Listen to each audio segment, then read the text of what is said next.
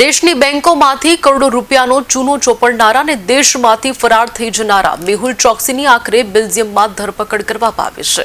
ત્યારે ભાવનગરના દિવ્ય નિર્માણ જ્વેલર્સવાળા દિગ્વિજયસિંહ જાડેજા સાથે પણ મેહુલ ચોકસીએ મોટી કિંમતની છેતરપિંડી કરી હોવાનું સામે આવ્યું છે।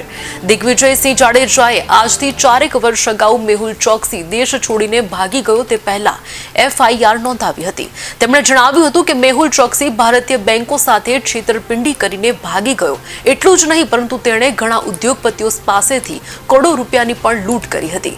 ભાવનગરના રહેવાસી દિગ્વિજયસિંહે જણાવ્યું કે ચોકસીની કંપનીમાં રોકાણ તરીકે 106 કિલો સોનું રાખ્યું હતું અને બીજા 30 કરોડ રૂપિયા રોકડ આપ્યા હતા।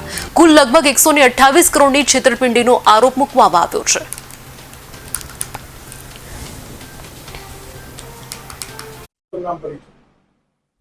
મારું નામ દિગ્વિજયસિંહ જાડેજા છે।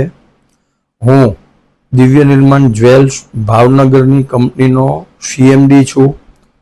મેહુલ ચોકસી ની કંપની ગીતાંજલિ જ્વેલ્સમાં મારી દિવ્ય નિર્માણ જ્વેલ્સ કંપનીએ 106 કિલો ગોલ્ડ બાર અને ભાવનગર, અમદાવાદ, વડોદરા, જામનગર, ભુજ, સુરત, મુંબઈ આવા બધા સ્ટોરો ડેવલપ કરવા અને એના ઓપરેશન તેમજ અન્ય ખર્ચના મળીને કુલ વધારાના 30 કરોડ મળીને જેની આજની બજાર કિંમત 128 થી 30 કરોડ આસપાસ થાય છે તેવી આટલા રૂપિયાની મેહુલ ચોકસીએ મારી સાથે ધોખાધડી અને વિશ્વાસઘાત છેતરપિંડી કરેલ છે। જેની ફરિયાદ મેં state economic offences wing Gandhinagar zone police station ગાંધીનગરમાં જાન્યુઆરી 2015માં FIR ફાઇલ કરાવેલ છે।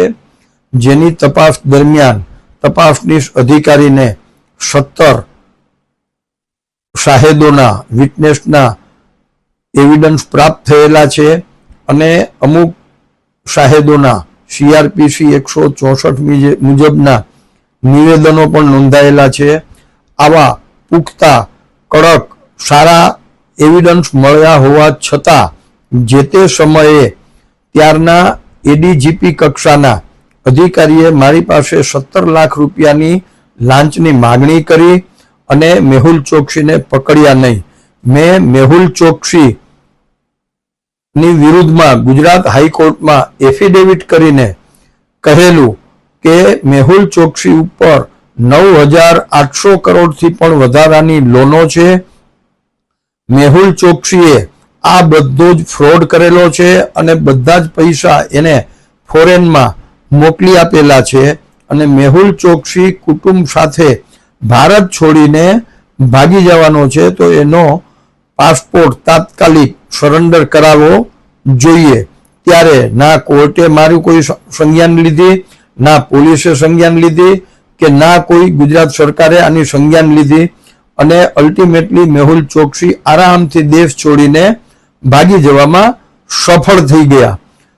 મોદી સરકારને ધન્યવાદ દેવા માંગીએ છીએ કે મોદી સરકારે બેલ્જિયમથી તાજેતરમાં મેહુલ ચોકસીની ધરપકડ કરેલી છે। અમને અમારો ન્યાય અપાવો, અમને અમારા પૈસા અપાવો આવું અમે ઈચ્છીએ છીએ। અમે ભોગ બનેલા છીએ તો મોદી સરકારને અમે વિનંતી કરીએ છીએ કે મારી તપાસનીશ અધિકારી ઉપર સારા એવા સુપરવિઝન કરવામાં આવે, અન્યથા મેહુલ ચોકસીના જે કોઈ એજન્ટો છે એ સક્રિય થઈ